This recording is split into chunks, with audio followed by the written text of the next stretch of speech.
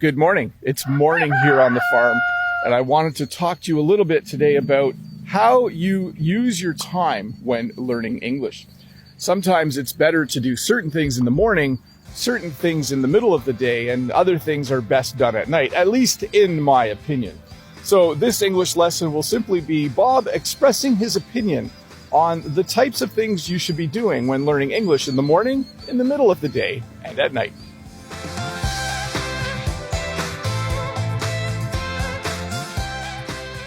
Let's start by talking about mornings. In my opinion, mornings are a great time to do the hard stuff. If you're learning the English language, I think morning is a great time to do the things that are the most difficult. In the morning, you're usually very fresh. Your mind is very alert, and it's easier to learn new things, in my opinion, but I think this might also be backed up by science. You'll have to check. So one of the first things I think you should be doing every morning is a little bit of reading. You might have to set your alarm clock a little earlier than normal so that you can get up to do this. But I think getting up and reading a chapter in a novel, in an English novel, is a great way to start the day. You can learn a little bit more vocabulary while you're reading. You can enjoy the story, and hopefully you can understand it better because your mind is fresh. I also think morning is a great time to do some writing. It's a great time to think about what you did the day before and maybe write a few sentences in a journal. If you did do a little bit of reading, it's a great time after you do that reading in the morning to just sit down and write a little summary of what you've read. Again, in the morning, your mind is fresh. Hopefully you've just learned some new words the day before, or you've learned some new words in the reading that you just did. So sit down, take a moment, and do a little bit of writing. And then lastly, and this one might be a little challenging depending on your time zone, I think it's a great time to have an English conversation. As many of you know, I'm constantly practicing my French. And when I speak with my French speaking partner in France, we usually do that in the morning. Well, it's morning for me. It's not morning for them. But I like to do that in the morning because my mind is fresh. It's easier for me to think of the words I need to think of. So if you can arrange it, if you can find someone who you can have a nice English conversation with, try to schedule that for early in the morning and see if you can get that done. So those are the three things I recommend you do in the morning. I know it's probably going to be a little time consuming. This is going to definitely be easier if you are a morning person, but give it a try. Try to schedule 30 minutes to an hour each morning before you head off to work or school to do a little bit of English. So I think the middle of the day is a good time to do something fun. I think the middle of the day is usually a time where you don't have a lot of time, but maybe you just have a few moments to do something quick. And that usually involves using your phone.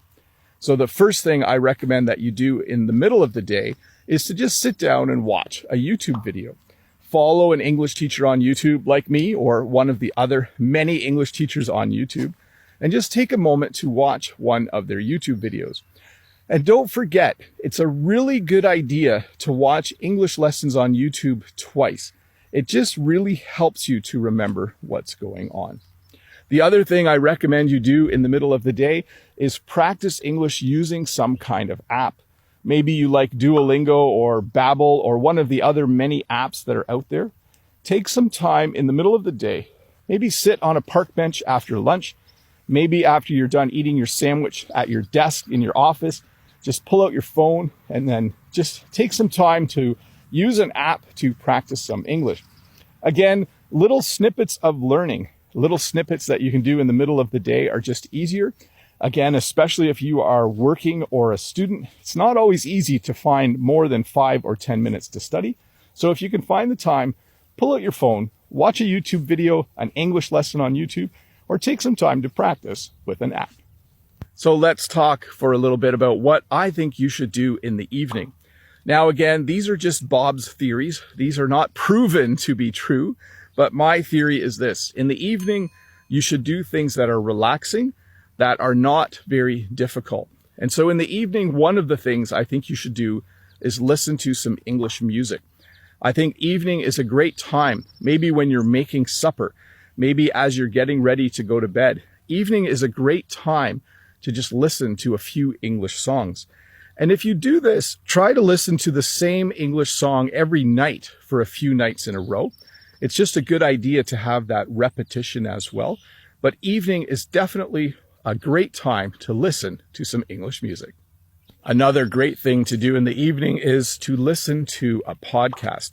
Now, you might just listen to a regular English language podcast, or you might listen to a podcast made by an English teacher.